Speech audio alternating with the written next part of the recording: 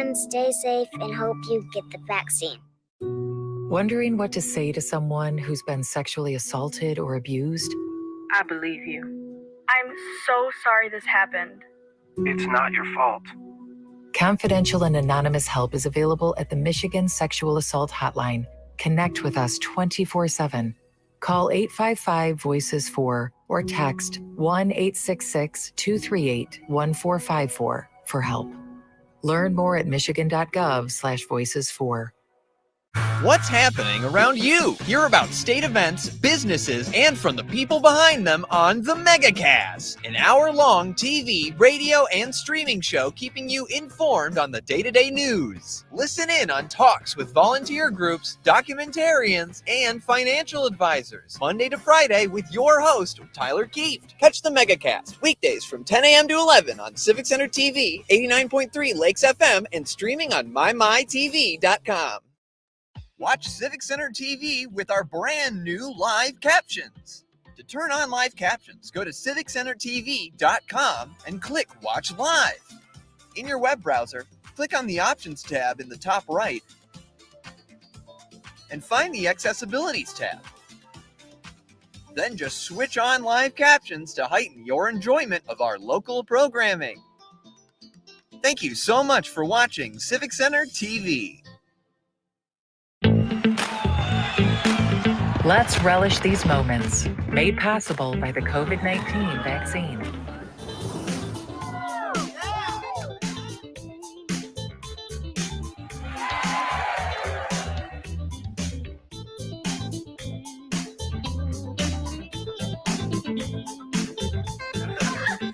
Keep the festivals going by keeping yourself protected and your COVID-19 vaccines up to date. Wake up, Greater West Bloomfield. Start your mornings with The Splash and tune in for The Splash Live. Get acquainted with people, places, and activities that are live, local, and for you. First thing in the morning, weekdays at 9:30 a.m. on our Civic Center TV YouTube page, or watch us live at Civic Center TV or on Facebook. The Splash Live, Greater West Bloomfield's live update show. Now that the vaccine is available for children 5 and up, why do you recommend it? Kids are part of the community and they can spread COVID. We're seeing both healthy children getting sick from the virus as well as children with underlying health conditions. They can easily bring the virus home to other people that are vulnerable and make them sick as well. This vaccine can change that and keep children safe. It's essential that your children get vaccinated to protect them, to protect your families, and to protect those in the community around you. Hey Laker fans, do you know a friend or neighbor that volunteers in Greater West Bloomfield? We would love to help you recognize them at the 51st Annual Michigan Week Awards. Countless members of the communities of Orchard Lake, Keego Harbor, Sylvan Lake, and West Bloomfield give their time and talent daily without regard for recognition. You can help recognize these individuals and organizations at our awards breakfast next year on May 12, 2023. Nominate your neighbor or organization starting January 28, 2023. Go to michiganweek.org for details. I'm feeling good. Let's savor these moments, made possible by the COVID-19 vaccine.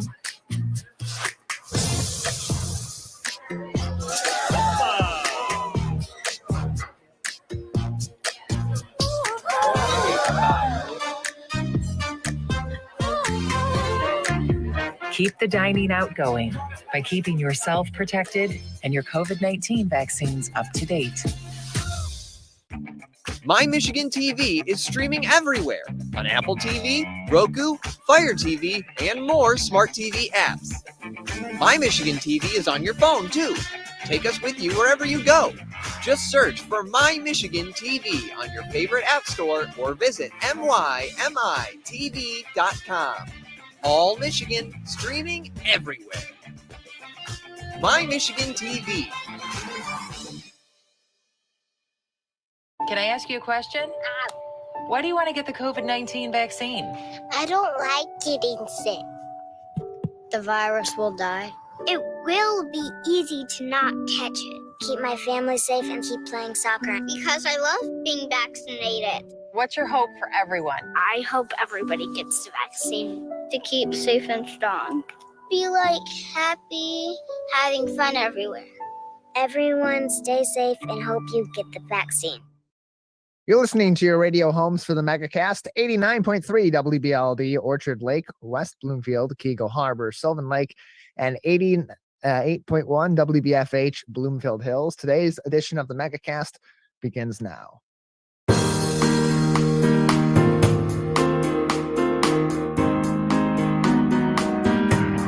Welcome to the Megacast, our live local TV, radio, and streaming show looking into all things Michigan. I'm Tyler Keefe. You can learn more information about the program and find us each and every day on our website, civiccentertv.com/megacast. You'll find info on all of our partnering TV, radio, and streaming outlets every single day. And of course, find all of our full shows and each individual program on demand. As for today, we'll talk to a number of different people about topics of interest and importance to Michiganders just like you. And let's get started with what's making headlines today on civiccentertv.com's local news page. Our top story is coming from the Associated Press via the Detroit News. As U.S. officials say Oakland County will join the city of Philadelphia, as well as other cities and communities and health departments throughout the United States, in testing wastewater for polio. This is not an uncommon practice. We've seen communities, including Oakland County, having done this over the course of the COVID-19 pandemic previously, but they're joining communities across the U.S. That have either had low polio vaccination coverage overall or places in which travelers had previously visited a New York area or certain New York communities where polio was detected earlier this year. Officials say that identifying the virus in sewage can help a city or a county accelerate their targeted vaccination campaigns. This is according to the article. This is not an uncommon practice. Again, I mentioned that because Oakland County participated in something similar during the COVID-19 pandemic, especially early on, to test wastewater and to ensure that COVID-19 was acting as the numbers were telling them it was in local communities. And this is a very common practice still for COVID-19, as all 50 states in the union continue to send their COVID-19 metrics from wastewater testing to the Centers for Disease Control and Prevention. Also making headlines today on civiccentertv.com's local news page from Mark Torregrossa at MLive. Expect very much variation in our weather here locally over the next 2 weeks across the state of Michigan in a variety of different areas as we experience some of the very common patterns of La Nina. So going to be fluctuating temperatures. We're expecting in this forecast from Mark Torregrossa at MLive, 3 periods of warm-ups, 2 shorter cold snaps, and a longer lasting cold pattern, all to set in within the next 2 weeks. And it's already underway. Of course, we had some warmer temperatures early on in this week and late last weekend, now into cooler temperatures with higher winds outside, more winds outside each and every day. And so that's part of a period that's going to last us right around through Monday. So Monday is going to be another one of those warmer periods, one of those warmer days, but it doesn't last very long as Mother Nature hits back hard the next day by going back to colder than normal temperatures. That being said, it's not as dramatic as maybe I made it sound there in terms of those fluctuations. The temperature might change between 5 and 10 degrees between Monday and Tuesday as it goes to be colder than normal. And those temperature fluctuations continue on. You're looking at temperature changes of 5 to 10 degrees below average, not overall, but below average, as you get ready for a week of afternoons and about the 28 to 33 degree range. And that's not a record cold, but it will feel very much like winter, according to Mark Torregrossa, the author of this article. Rapid warm-ups today, Friday, and Monday are going to be driven by strong storm systems tracking just north of Michigan. With the storm path, Michigan gets the warm side of a cold front with rain showers. Behind the cold fronts will be sharply colder air and some quick snow showers, according to Torregrossa. So this is all part of La Nina, which is classified as having more rapid changes from warm to cold and back and forth over the course of a season. You can find more information about La Nina patterns and a greater definition my apologies, of that as well from MLive. There's a connected article. In this article, go to our website to read this in full and find that connecting material from MLive that does a better job of defining La Nina than I would do for you today by visiting civiccentertv.com's local news page. Finally, making headlines today from Susan Tompor at the Detroit Free Press. This is a time of the year that's very popular for families to invite some new four-legged members of their family into their homes and into their families, but with opportunities for bringing those pets into your home, there's also plenty of opportunities for people to take advantage of you and for scams, particularly puppy scams, to be underway and you to fall victim and possibly lose hundreds of dollars to these scams. That's exactly what happened to people like Joan Redout of Vassar, Michigan, about 15 miles away from Frankenmuth, as she was looking for a puppy, and she went to some local breeders, some accredited breeders that were looking to sell show quality purebred boxers, which was the species she was looking for, from anywhere to $1,800 to $3,000. Of course, for this individual, for Vassar, from Vassar, that was out of her price range, and so she looked in other places to try to find a puppy, including on the web. Found another group that was selling puppies online, and their pricing was $600 for the puppy, and shipping would be $155. So the total coming out to $755 for that boxer puppy she was looking for. After going through the process, contacting these sellers, they were asking for more money here and there, including for the crate that they were going to send. They were allegedly going to send the puppy in, and before she knew it, she was potentially out of hundreds of dollars. And that's not just this particular individual from Vassar. There's plenty of other cases that have happened all across the state of Michigan. According to the Attorney General's office, since 2020, 129 of these kinds of scams have been pulled, or at least reported, in the state of Michigan. Often what happens is they will ask you for direct payments before you even have met the puppy, before you're even in line to receive one of these puppies they're allegedly breeding and allegedly selling in our local area. They will also ask for payments in unconventional ways, like you see with many other scams. These payments may be demanded through gift cards, a series of gift cards, or a certain amount on a certain kind of a gift card, whether it be Amazon or it be just a Visa debit card or something like that. Or they're going to go through payment apps, whether it be Zelle or Venmo or Cash App or some other system of that kind, where they can receive the money from you, close their account after pulling the money out, and essentially go away, sometimes without a trace to their name at all, other than going through these different companies, which can be a huge hassle for you. And the burden would be on you as well. And often in these cases, you're connecting your checking account, or you're connecting a debit card of yours that's connected to your bank account, to your checking account, to these different scams. And so at that point, it's incredibly tough and sometimes impossible to get that money reimbursed to you by your banking institution. So here are some things to look for in a puppy scam of this kind. As we said before, 129 of these in Michigan have been reported since 2020 to the Attorney General's office.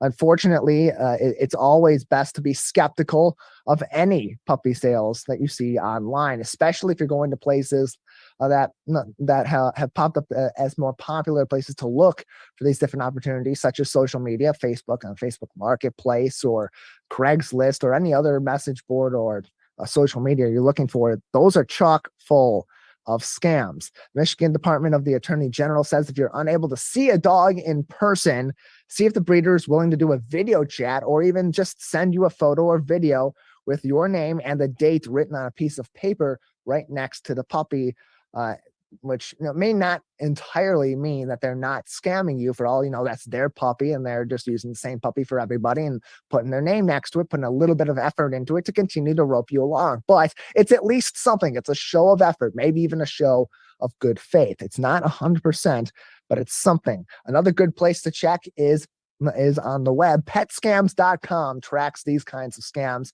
and can give you some warning signs. You can read through, maybe read some of these stories and understand what typically goes into some of these kinds of scams. Consumers can file complaints about scams to the AARP Fraud Watch Network helpline, 877-908-3360, weekdays from 8 a.m. until 8 p.m. Eastern. And Michigan consumers who believe they've fallen victim to one of these kinds of scams or any sort of scams, they can go to the Attorney General's Consumer Protection Division online at mi.gov/AG complaints, mi.gov/AG complaints, as well as to the Better Business Bureau, bbb.org/scam tracker, or contact the Federal Trade Commission to report these scams at 877-382-4357 or ftc.gov.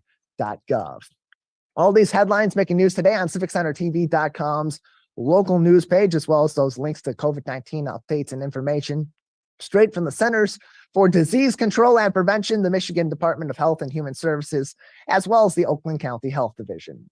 We have a great show ahead on this Thursday edition of the Megacast. Up next, we'll head to the theater. I'll tell you about a production that begins this weekend at the Farmington Players. You're watching and listening to the Megacast. Wondering what to say to someone who's been sexually assaulted or abused? I believe you. I'm so sorry this happened. It's not your fault. Confidential and anonymous help is available at the Michigan Sexual Assault Hotline. Connect with us 24/7. Call 855-VOICES-4 or text 1-866-238-1454 for help. Learn more at michigan.gov/voices4. What's happening around you? Hear about state events, businesses, and from the people behind them on the Megacast, an hour-long TV, radio, and streaming.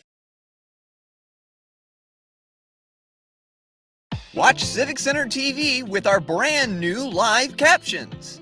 To turn on live captions, go to civiccentertv.com and click Watch Live. In your web browser, click on the Options tab in the top right and find the Accessibilities tab. Then just switch on live captions to heighten your enjoyment of our local programming. Thank you so much for watching Civic Center TV.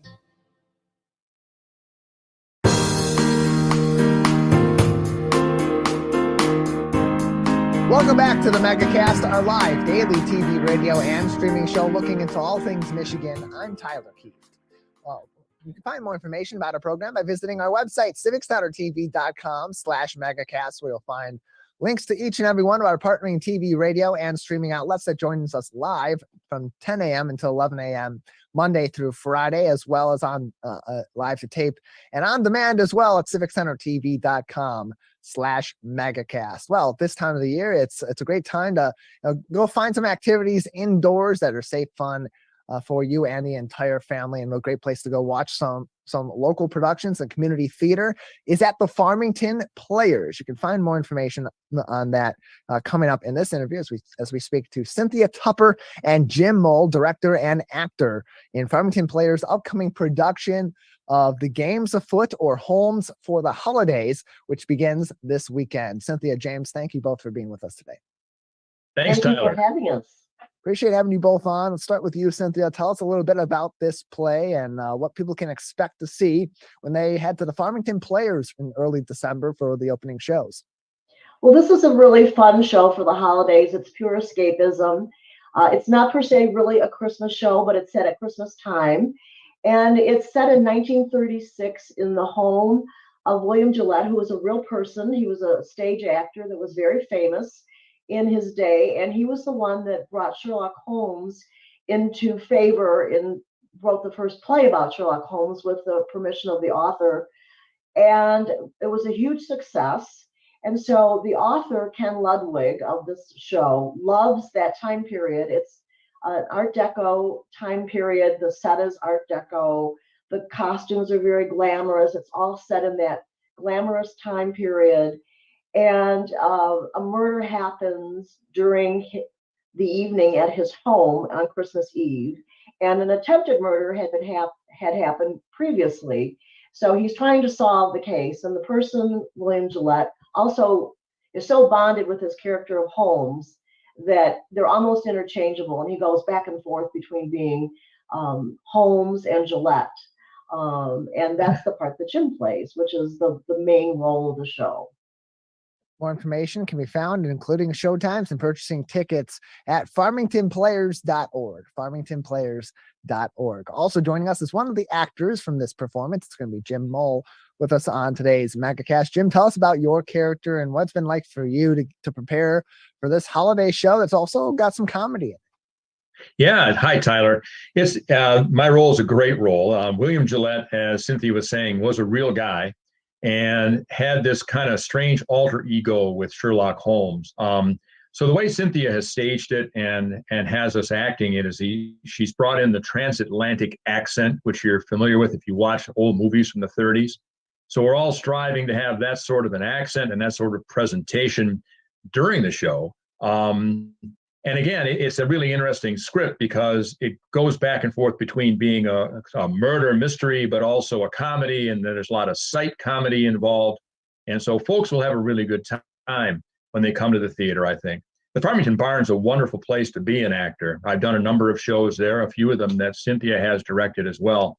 And there's 200 some odd seats in the house, and there's not a bad seat in the house. So anybody who comes will have a wonderful experience, I think. Again, more information can be found on farmingtonplayers.org. Their opening weekend of shows begins Friday, December 2nd, and runs through Sunday, December 4th. Evening shows at 8 p.m. on that Friday the 2nd, and Saturday the 3rd, matinee at 2 p.m. on Sunday the 4th. That's not their only times, though. They also will have the next weekend over, Friday the 9th of December through Sunday the 11th. Same show times on Friday, Saturday, and Sunday. Friday and Saturday, 8 p.m. Sunday, 2 p.m. The next week over, it begins on Thursday, Friday, and Saturday, all at 8 p.m. show times on December 15th, 16th, and 17th. Again, more information can be found at farmingtonplayers.org. Cynthia, going back to you as the director of the show, having to kind of switch between that interesting dynamic of murder mystery and comedy can be a little bit of a tough change, especially a quick change for actors when those scenes go one way versus another. How do you as a director help your cast prepare for those situations and craft them in a way that's entertaining and not too jarring of a transition between one setting and the other? Well, we go back to the movies of that time, and there were a lot of screwball comedies during the 30s. And so we're using that as our inspiration to really be accurate to the time. And there's really nothing more funny than elegant people doing physical comedy. And just, you think about Cary Grant and people like that, Katharine Hepburn, they were all very elegant people, but they were doing crazy things on screen. And so Ken Ludwig just loves this time period. And he set many of his plays in this time period. So we're really trying to be true to that. And the actors just have to believe in those characters. And we've done a lot of work on the physical comedy of this and even had someone help us because there is some interesting things that happen. I don't want to give anything away, but we have a what we call a fight choreographer that helped us with some of this stuff because it looks pretty difficult when you're doing it. And you've got to be doing it right and safely. So this was a huge acting challenge for all the actors. And let's follow up on that with you, Jim. Tell us about navigating that challenge from going from, as Cynthia said, more of a screwball comedy setting, very 40s movies like comedy, into a murder mystery, and then back and forth in between, all the while doing that in a stage play. Yeah, well, the thing about it is as an actor, you don't ever play the comedy. You just play the script. And the way that Ludwig has written this is that as you play it, if you play it straight and you let the lines and the script do its work, it'll be funny. If you try to be funny, you're going to get in the way. And so as an actor, I think our challenge is to simply take the words, be convincing, and as Cynthia says, believe in the character. If it's a real person saying real words and the words are funny, the audience will laugh. If you try to get ahead of that and you try to seed laughter, it never works. So you never try to play comedy. You play it straight and let the words do their job. That's such great advice for those that are looking to get into acting and are trying to figure out comedy, or those that have some comedic chops to themselves, but maybe sometimes might get in their way with a little too much improv and too much forceful comedy when they're doing these sorts of shows. We're joined by Cynthia Tupper, the director, and Jim Mull, one of the actors from the Farmington Players production of The Games Afoot or Homes for the Holidays, which begins December 2nd at the Farmington Players. More information and purchase tickets, farmingtonplayers.org. Before we let you two go, I'm going to give you each an opportunity to speak one more time. Cynthia, let's start with you. Why should people be interested in seeing this story and take time out of their busy schedule to go see this play as they kick off the middle part of the holiday season at the beginning of December? Well, I think this is just perfect escape entertainment. And everybody is busy, and this is something you can come with your family and your friends and just escape and really enjoy the show, because and the fun thing about it is that it's a newer show. People don't know what to expect. So there's going to be a lot of surprises, and I think that that's very rewarding for the audience to see something fresh and new that's funny and entertaining during the holidays. I think it's just like I said, it's a really fun escape with elegant costumes. The set is worth the price of admission. We've been very accurate to the Art Deco period, and I'll give a shout out to our set designer, Phil Hadley, who adores this time period, and we've done a lot of special things, and there's a revolving set piece that happens in this show. So it's been a complicated, but it's going to be a really interesting watch for the audience. I'm sure they're going to love it. Jim, we got about 30 seconds. Anything else you'd like to say on this show before we let you go today? No, as Cynthia is saying, Tyler, I think we've had enough serious stuff in the world. There's a lot of stuff going on that has caused people to have to take a half step back and pause life and wait things out. So let's get back and have a nice time. The show is wonderful. It's funny. It's engaging. Folks will laugh. Folks will have a good time. And I think it's about time we all did that. Well, we appreciate both of you being on to tell us about the show, and of course for providing us that outlet and that brief escape from the seriousness of our world today. Thank you both for joining us. Thank you, Tyler. More information can be found on farmingtonplayers.org. That's farmingtonplayers.org for more information as this show begins this weekend, and certainly a lot of excitement at the Farmington Players whenever they have a new show coming in. This is a great one to kick off the holiday season, the late holiday season, as we're now in the month of December, final month of 2022. We'll take a break here on the Megacast. On the other side, of course, we are just 1 year removed from the tragic events that happened on November 30th, 2021 at Oxford High School. One of the victims' families has taken the tragedy of that day and turned it into some good that will last, keep the legacy of their loved one everlasting in the community by taking the impact that he had both in the classroom and outside the classroom and passing that impact on to other kids in the community. Coming up next, we'll be joined by Trent Meir from 42 Strong on the Megacast. I'm feeling good. Let's savor these moments, made possible by the COVID-19 vaccine.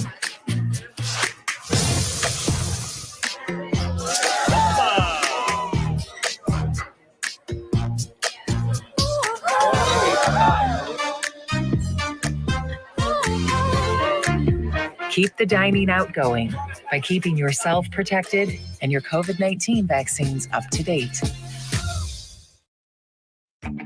My Michigan TV is streaming everywhere on Apple TV, Roku, Fire TV, and more smart TV apps. My Michigan TV is on your phone too. Take us with you wherever you go. Just search for My Michigan TV on your favorite app store or visit mymitv.com. All Michigan, streaming everywhere. My Michigan TV. Can I ask you a question? Why do you want to get the COVID-19 vaccine? I don't like getting sick. The virus will die. It will be easy to not catch it. Keep my family safe and keep playing soccer because I love being vaccinated. What's your hope for everyone? I hope everybody gets the vaccine to keep safe and strong. Be happy, having fun everywhere. Everyone stay safe and hope you get the vaccine.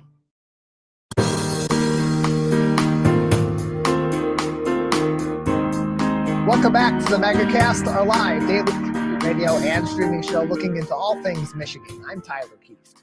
Learn more about our program by visiting civiccentertv.com/megacast, where you'll find more information on all of our partnering TV, radio, and web outlets that join us live from 10 a.m. to 11 a.m. Monday through Friday, as well as live tape throughout the afternoons, weekends, and more. And find us on demand on civiccentertv.com/megacast as well. Joining us now on the program is the Director of Operations at 42 Strong. Trent Meir is the brother of the late Tate Meir, one of four students that, of course, were lost in the tragic school shooting at Oxford High School on November 30th, 2022. 42 Strong was founded as a way to continue Tate's legacy and his impact of leadership in the community. Trent, we thank you so much for joining us today to tell us more.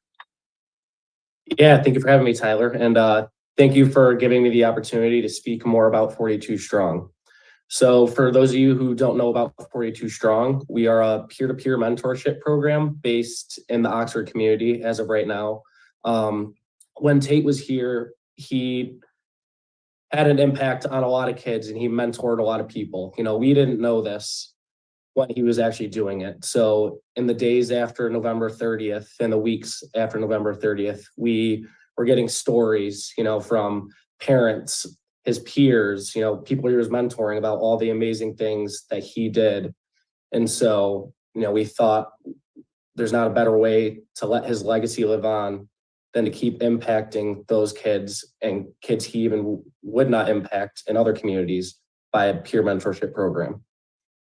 So let's go talk about what exactly this peer-to-peer mentorship program is and how it has that impact that you had mentioned that Tate had and had been enacting himself so quietly, but so impactfully in the Oxford community during his life. Tell us about the peer-to-peer mentor program and how it takes what Tate had done during his time with us and expands that out to kids across the Oxford community.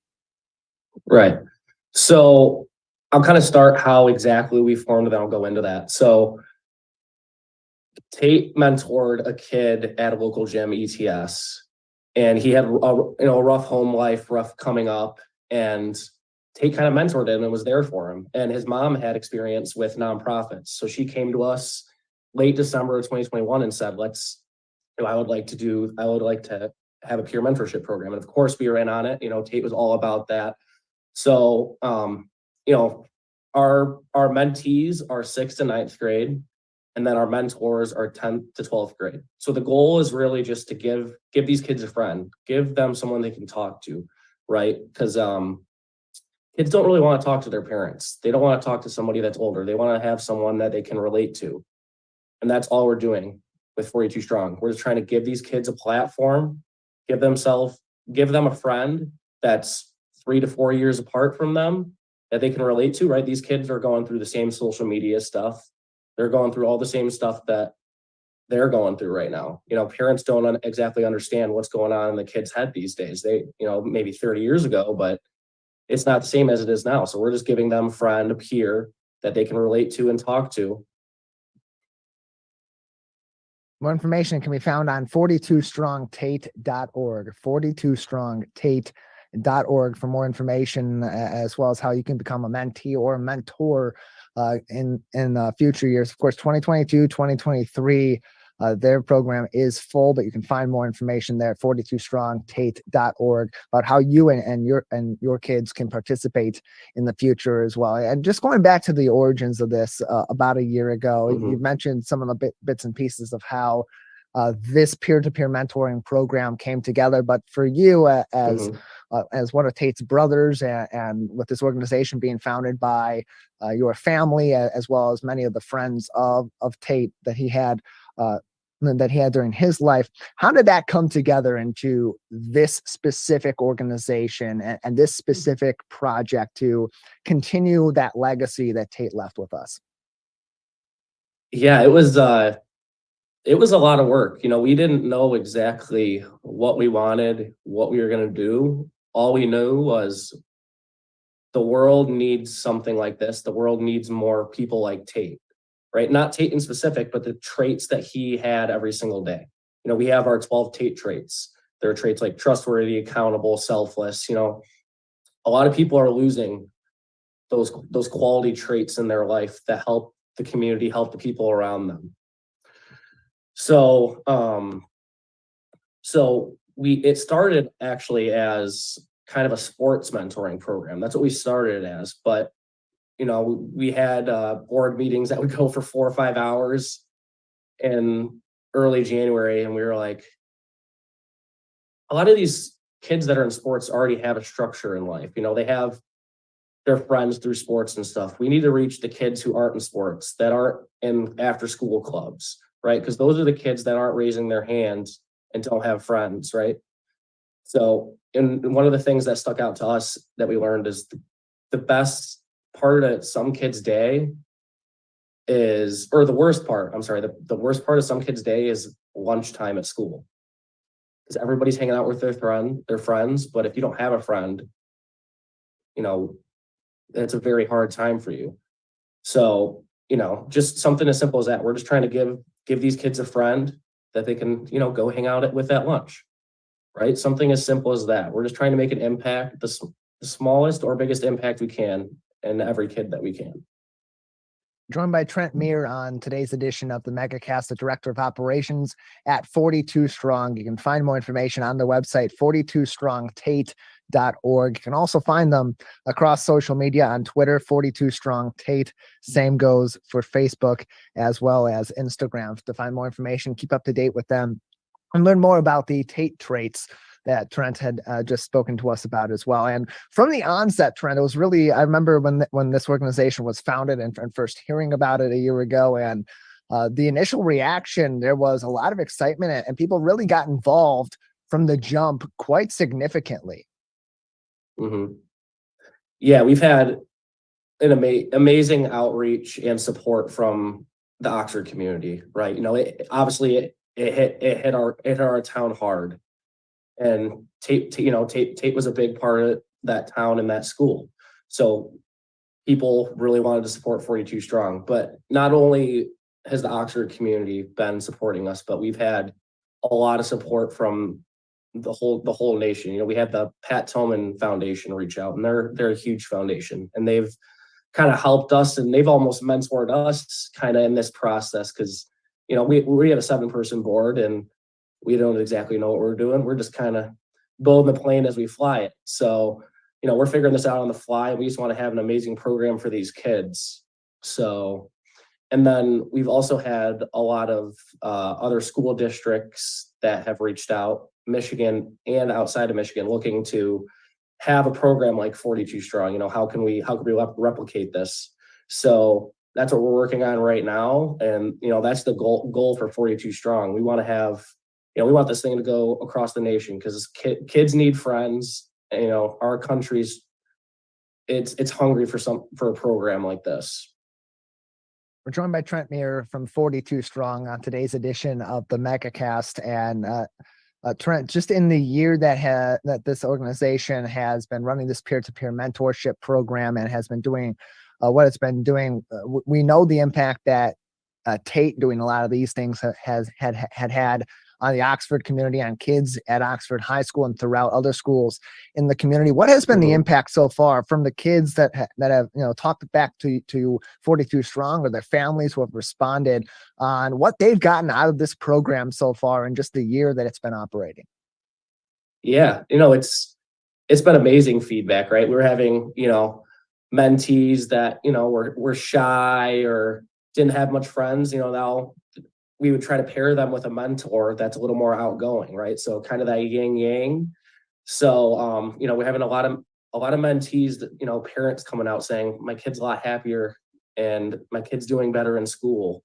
And the same goes for mentors, right? You know, the focus is obviously on the mentees. Everybody thinks what the mentee is going to get out of this program, but the mentor is getting just as much. You know, they're having a purpose of being there for someone and doing anything that mentee would need.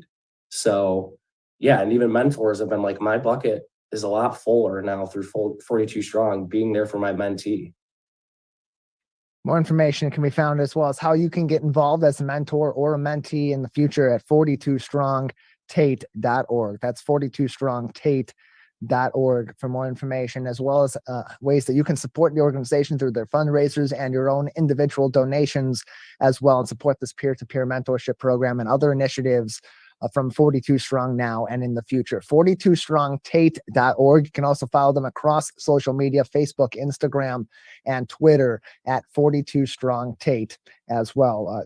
And Trent, you mentioned earlier on that currently this is a program that is entirely centered in the Oxford community. Any discussion or any potential in the future that this could be expanded out even further beyond the Oxford community, given that it's already having such an immense positive impact for so many individuals across the board in your community? Yeah. So yeah, we talk about this as a family a lot. We want, not only do we want Tate's legacy to live on like throughout the country, but peer mentorship needs to be a thing throughout the country, we believe. So that is definitely a long-term goal, maybe a medium-term goal. We want to perfect what we have in Oxford right now, get all the kinks out so that when we go and give this to other people who want to start one in their community, it'll be a flawless transition. So yeah, and we're already in talks with some surrounding communities and then out-of-state communities on how we can implement this program into their community.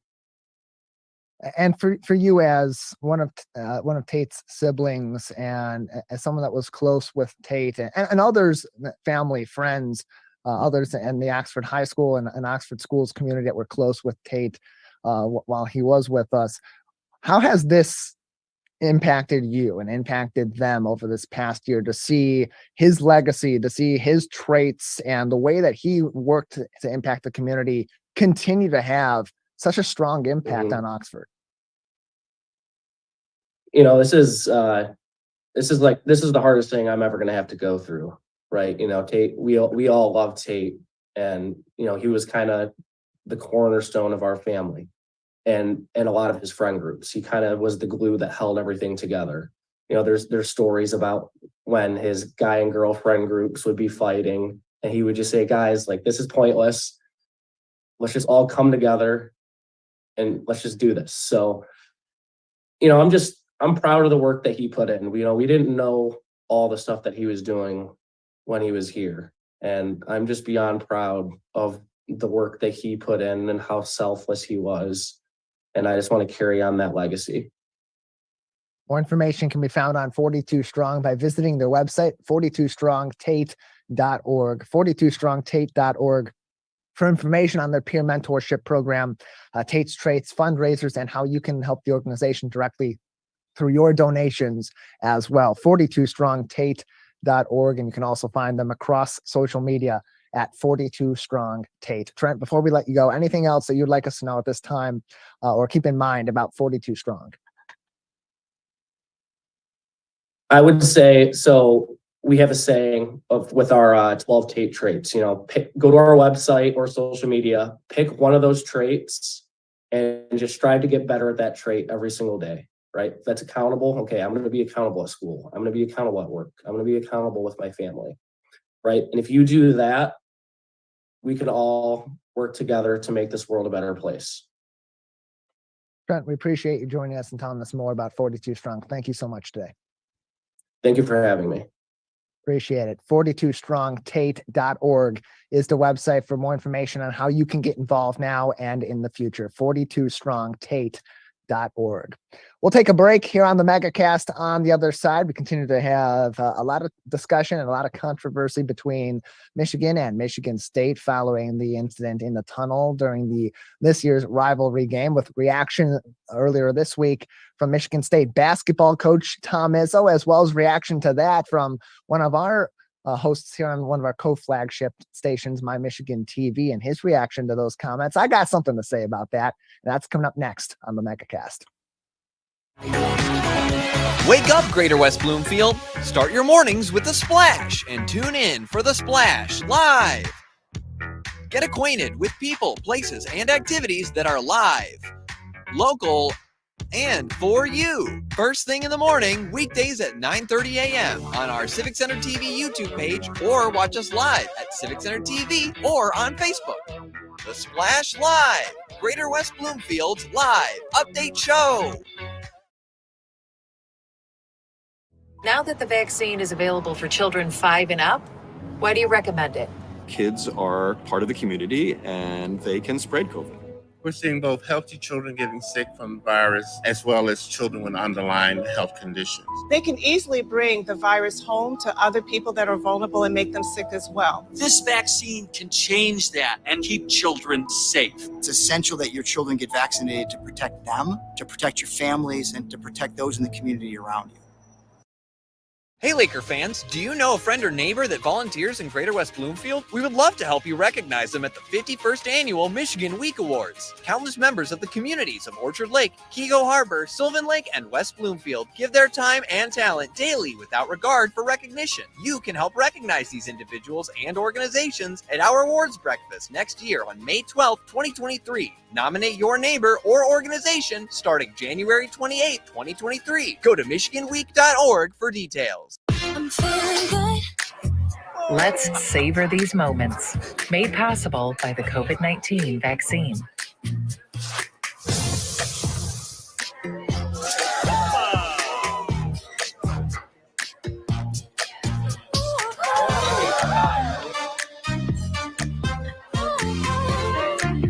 Keep the dining out going by keeping yourself protected and your COVID-19 vaccines up to date. My Michigan TV is streaming everywhere on Apple TV, Roku, Fire TV, and more smart TV apps. My Michigan TV is on your phone too. Take us with you wherever you go. Just search for My Michigan TV on your favorite app store or visit mymitv.com. All Michigan, streaming everywhere. My Michigan TV. Can I ask you a question? Why do you want to get the COVID-19 vaccine? I don't like getting sick. The virus will die. It will be easy to not catch it. Keep my family safe and keep playing soccer because I love being vaccinated. What's your hope for everyone? I hope everybody gets the vaccine to keep safe and strong. Be like happy, having fun everywhere. Everyone stay safe and hope you get the vaccine. Wondering what to say to someone who's been sexually assaulted or abused? I believe you. I'm so sorry this happened. It's not your fault. Confidential and anonymous help is available at the Michigan Sexual Assault Hotline. Connect with us 24/7. Call 855-VOICES-4 or text 1-866-238-1454 for help. Learn more at michigan.gov/voices4. What's happening around you? Hear about state events, businesses, and from the people behind them on the Megacast, an hour-long TV, radio, and streaming show keeping you informed on the day-to-day news. Listen in on talks with volunteer groups, documentarians, and financial advisors, Monday to Friday with your host, Tyler Kieft. Catch the Megacast weekdays from 10 a.m. to 11 on Civic Center TV, 89.3 Lakes FM, and streaming on mymytv.com.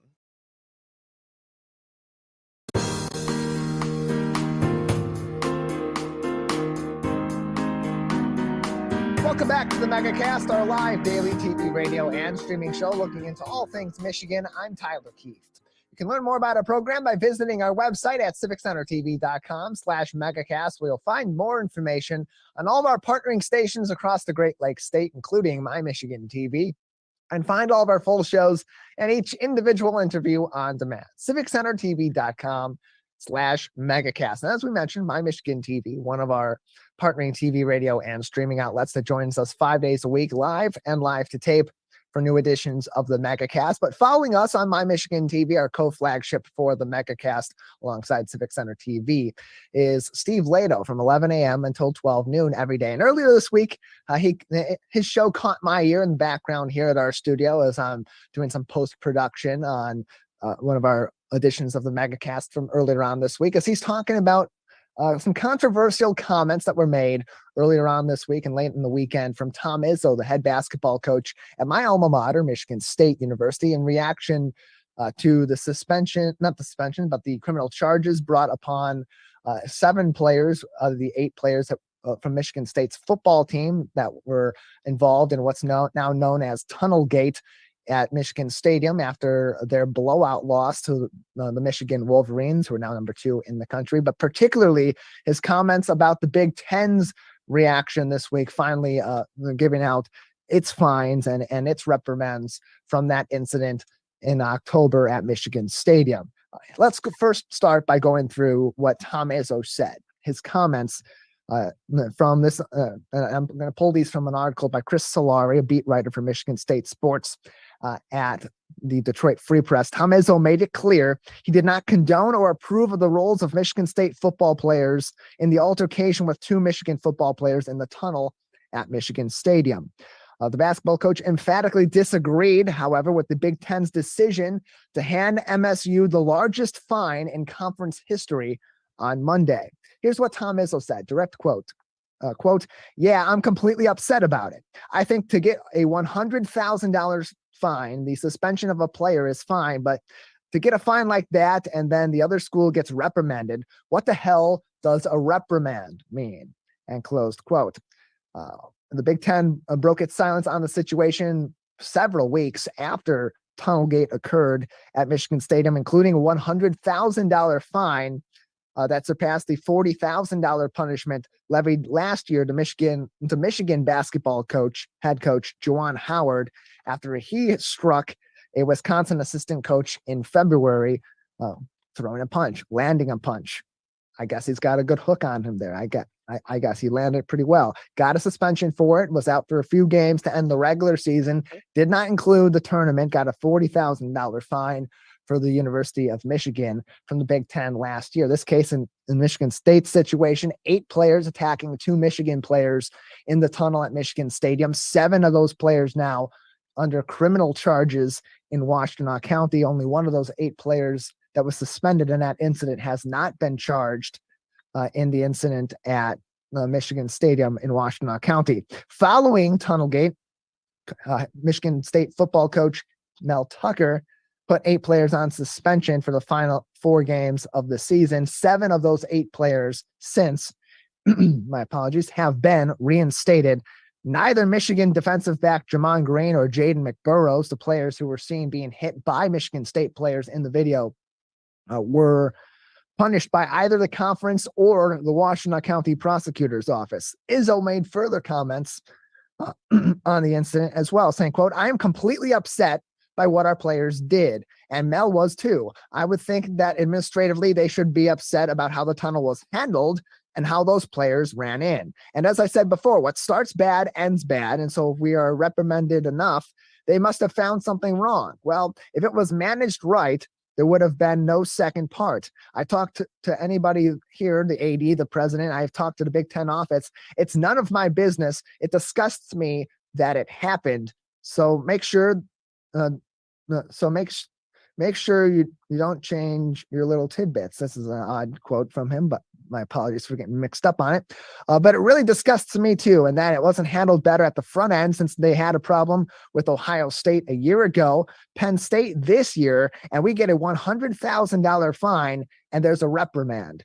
Well, what the hell does a reprimand mean? What does it stand for? I'm disappointed. And again, I'm going to keep saying it. Do not read that I validate anything that happened. I don't validate the 2 players that ran in there. I don't validate the guys rubbing Mel Tucker's head. I don't validate the grown-ups they had a chance to make sure the thing was secure. Grown-ups, kids are going to act differently.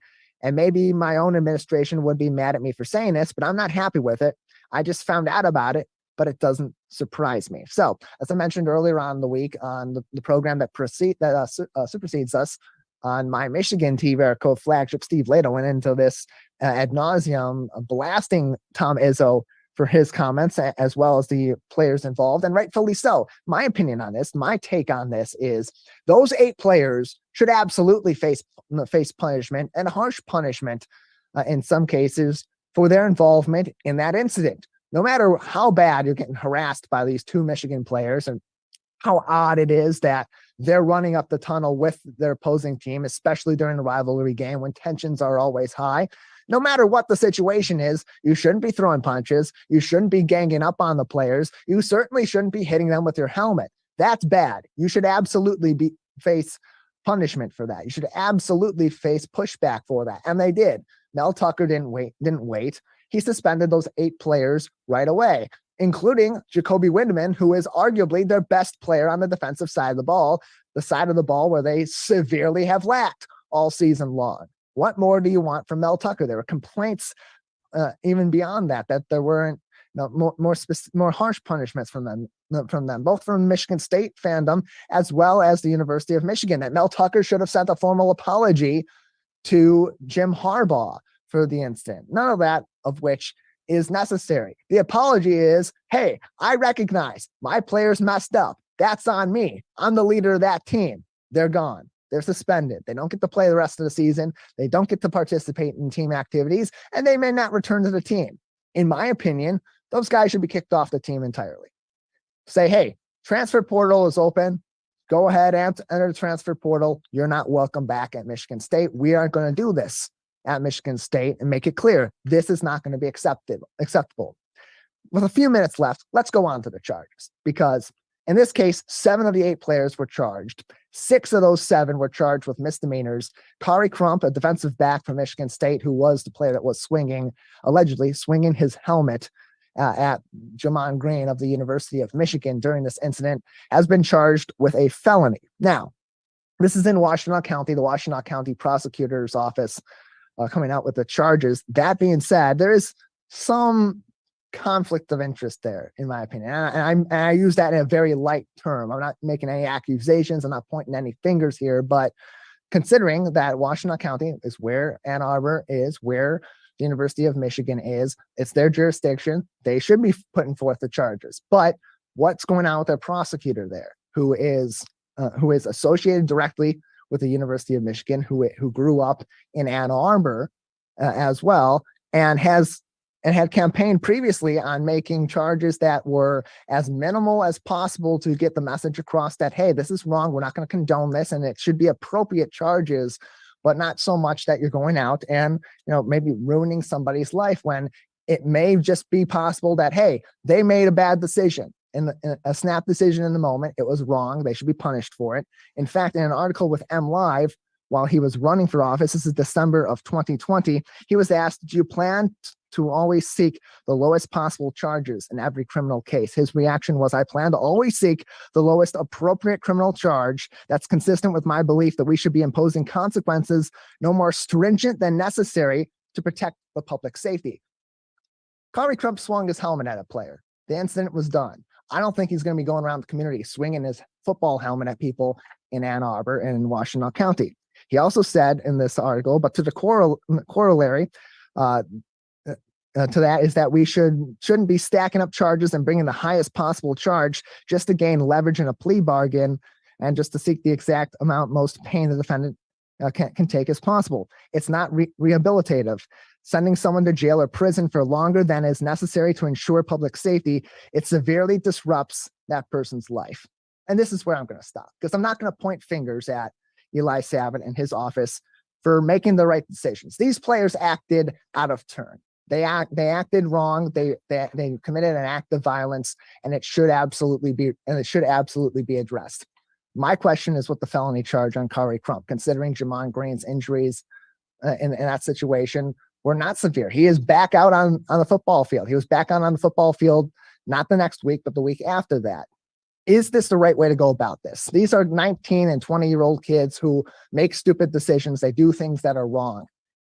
Maybe, just maybe, this will not go out to, in the end, be a charge of felonious assault and end up being a felony on this kid's record. I'm sure that this kid recognizes this young man. He's not a kid. He's over 18 years old. He should understand his responsibilities as an adult. But is this the right way to go about this? Unfortunately, I'd love to talk about this more. We're out of time today. Steve Blado's coming up next, and we'll have more to talk about across the state of Michigan. Not on this. This is yesterday's news at this point. We'll continue to have its own controversy going forward. But for now, this is the Megacast. That's it for our show today. We'll return with a new episode very soon. This is My Michigan TV. Around here, we just call it My.